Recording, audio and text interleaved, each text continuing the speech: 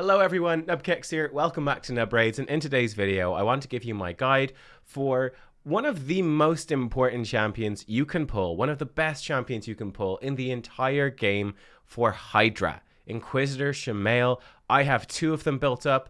I think it's extremely reasonable to build up three of them. I'm going to actually share with you three different builds and where I'd use each one. Yeah, he's just on an entirely other level, hard countering the Head of Torment, one of the most annoying heads in Hydra, and turning that head from an annoyance into something that's actually good for your team, believe it or not, which is absolutely crazy.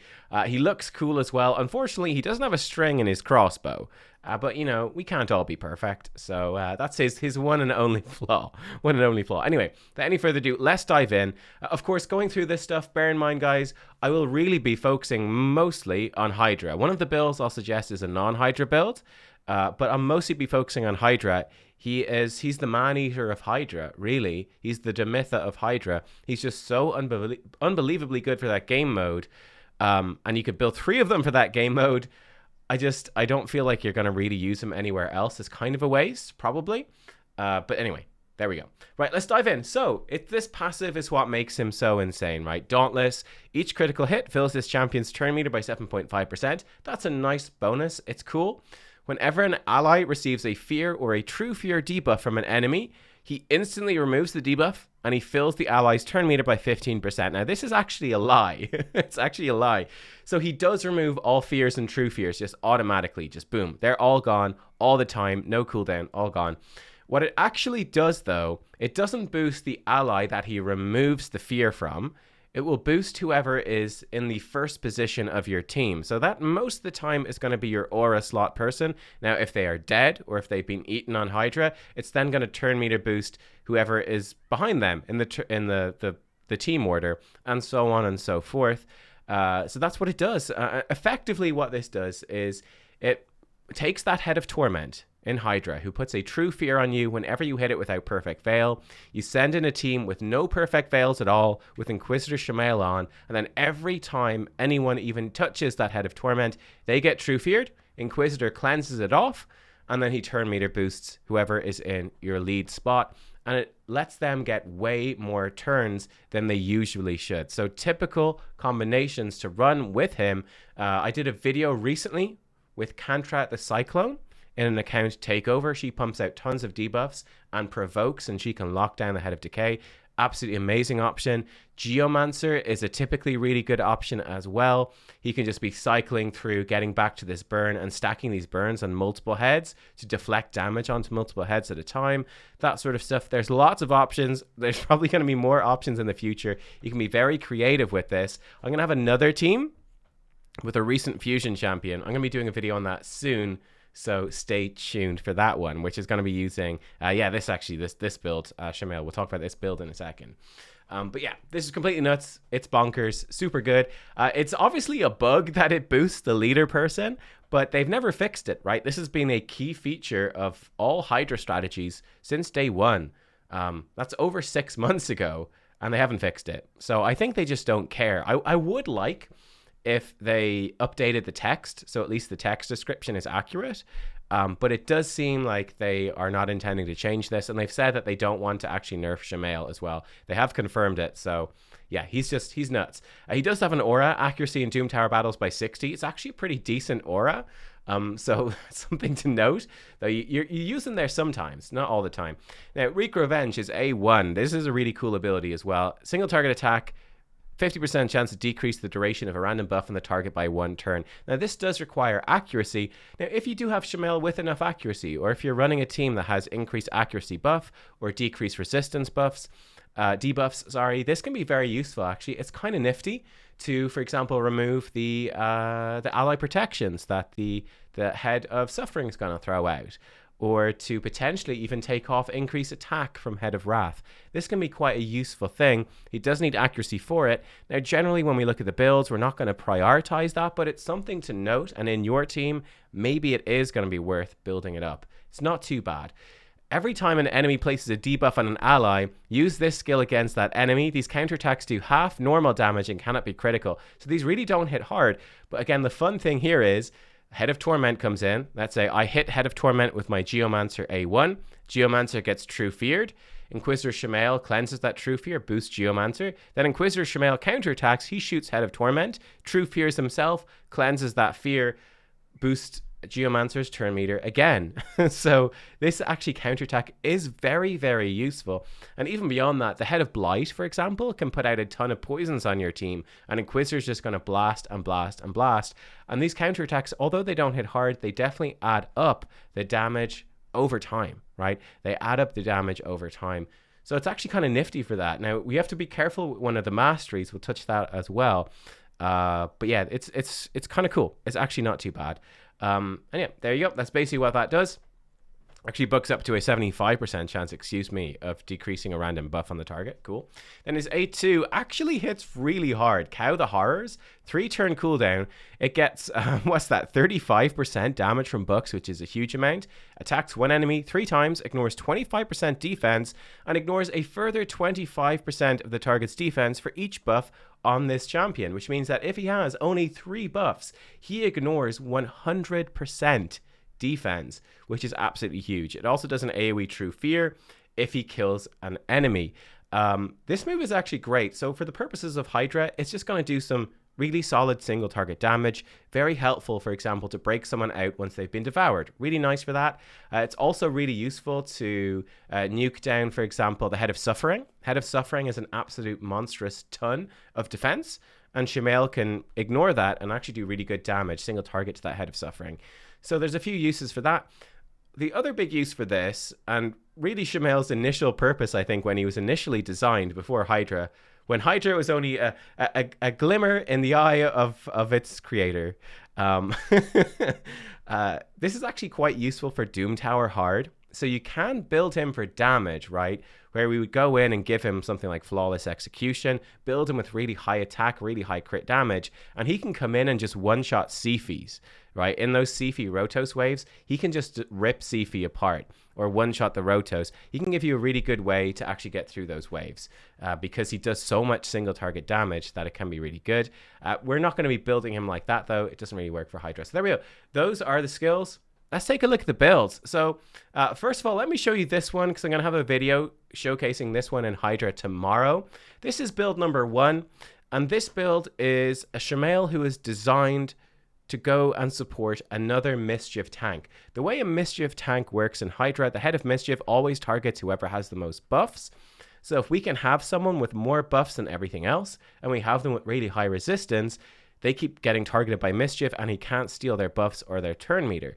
This Shamael is there to support someone. So I used, for example, this Shamael with my Krisk. I'm going to show him tomorrow in a 1-key Nightmare team with this particular build. How do I build him? I'm building him in the Guardian set. This is very important. Absorbing 10% of all damage dealt to ally champions and healing him by 10% every turn. Shamael has pretty decent base HP. It's obviously not insane, like 20k plus is really, really good, but about 16,500 is quite respectable. So we're just going to try to crank his HP high. I have him at 65,000 HP. He has a bit of attack, about 2,000 defense. He's got about 216 speed, 100% crit rate, a little bit of crit damage, a little bit of resistance, a little bit of accuracy. He's got a little bit of everything. The keys that we're looking for here is really high HP, 60k plus, a decent 2k plus at least of defense, so he's not going to die.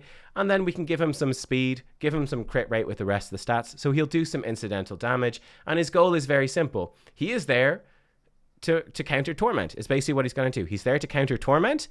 We've also built him tanky enough that he's not going to die. He's going to help our team stay alive thanks to the Guardian set, and he's going to pump out some damage as well. He's not going to blow your mind, but he's going to do some damage. The Masteries we're going to run with him are very simple. We're going to run down all the left-hand side, of the offense tree, getting, more healing when he's low on life. That's useful because he's in Guardian.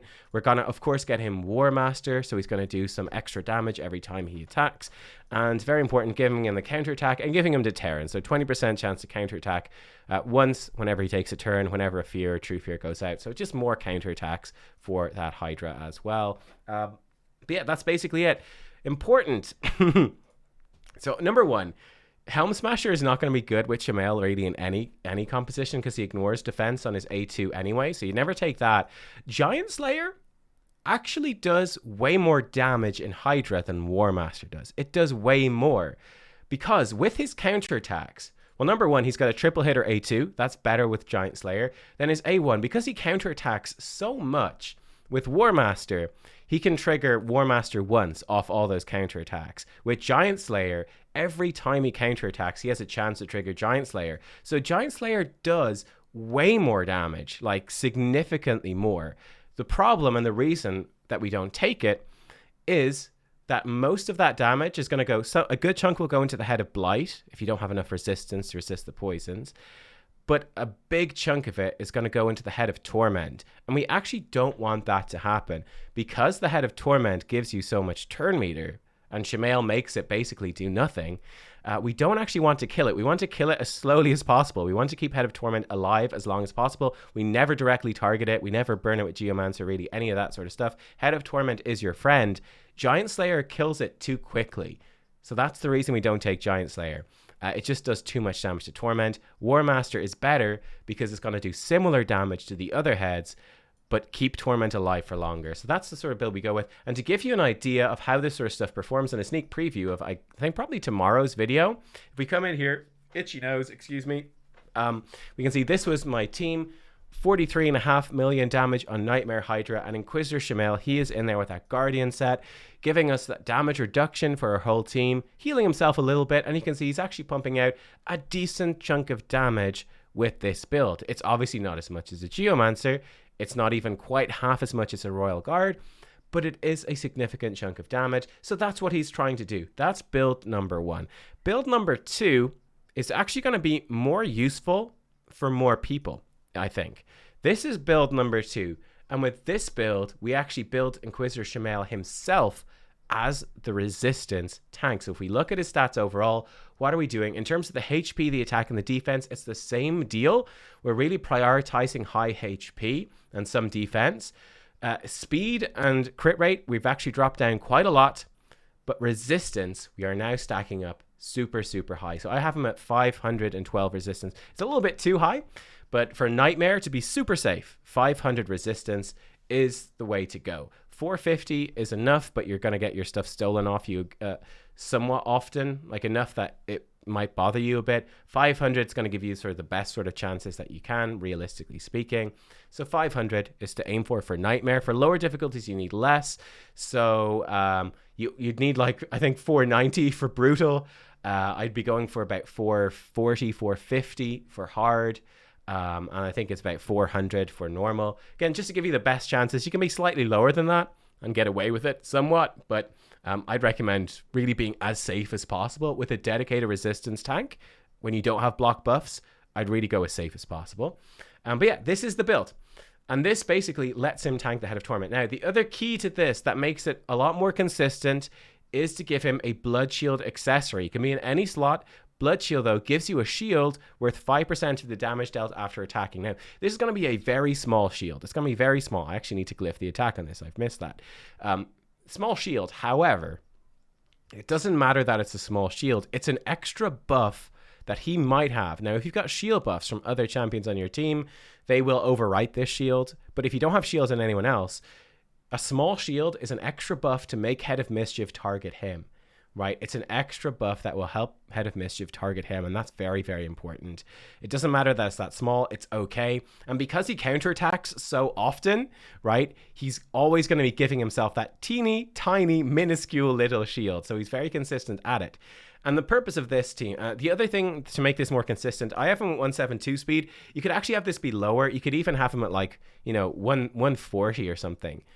Would be totally fine. You could have him super low. You really don't need to put any speed on him at all, which means that he's not going to outrun any buffs, whereas the buffs would be falling off your other champions. He should always be pretty much max stacked on buffs, which is going to make it more consistent that Head of Mischief targets him. And the advantage of this build, what this build does for you, is it makes Inquisitor Shamael do two really important jobs for Hydra. He comes in, and number one, just by being there and being alive, he hard counters Head of Torment. And then by having really low speed, tanky stats so he doesn't die, and tons of resistance, he also tanks the Head of Mischief. He stops it stealing your buffs. And that is just insanely good. You kill like two Hydra heads at one stone, which is very, very useful. It's very useful, and we don't care about crit rate or crit damage at this build really at all. I have him with some crit damage. I can probably replace that. He might have crit damage. No, he's got, I guess, a crit damage necklace. I could probably switch that out for a HP necklace. Might be a bit better. I need to find one with some resistance on it, for example. But yeah, that's essentially how this build works. Any sets that give you bonus resistance are going to be good. Fortitude set gives you 40 resistance, for example. Resistance set from Ice Golem gives resistance. The protection set gives a bit. I think Stone Skin can give a bit of resistance. Any sets like that. And to reach this high resistance number, obviously your Great Hall plays a role. You definitely want a resistance, 6-star resistance chest piece. You're going to want a 6-star resistance banner. I recommend HP percentage gloves, HP percentage boots, and then you're looking for other pieces that are parts of sets that have resistance or have resistance substats on them. You can get a ton of resistance, like I mentioned, out of your necklace. Like if you get 2 or 3 or 4 rolls of resistance on a necklace, you don't even care. It could be an attack necklace. You don't care. Stick it on him to get that resistance up higher, just to ensure. For his masteries, I haven't built the same way. Now you could, if you need to, you can absolutely go and grab Unshakable. You can absolutely do that just to give you that bonus 50 resistance. If you need to do that to get the stats you need, go for it. It's totally fine. Totally fine. He's going to do a lot less damage, but he's going to do those jobs and do a great job. I actually think you could probably build him like this in a Guardian set as well. You could probably do it. You just need to be a little bit careful about him dying because he's going to be quite slow. And he's going to be taking a lot of extra damage from Guardian. He's not going to heal himself much because he's going to be so slow. So just be careful with that. I think you could do it, though. If you've got really good gear, you could probably do it. Just build him as an uber tank that's going to be giving this mini ally protection to everyone, tanking Head of Mischief, and countering Head of Torment. He could probably do all 3 jobs in one, but the gear would be intensive. So if you have it, try it out. Let me know how it works. But I'm kind of happy with him like this. And with this, you're going to run him in teams, and he can be the Mischief tank, which is super helpful. So yeah, 2 big ways to build him. Now, the third way to build him is a way that I don't use. Let me see. Like, I'd build him something like Crutraxa, probably in like 3 sets of like Cruel or Attack or Crit Damage, Crit Rate. Just like damage stats sets, basically, and speed. And you just build him something like this. She's obviously not in great gear, but you'd build him with 100% crit rate, tons of crit damage, tons of attack, and probably a decent chunk of speed. And that would be your Doom Tower nuker. That can work just fine for normal Hydra. It might even work on hard Hydra, but certainly for pushing into the higher difficulties of getting a really consistent team.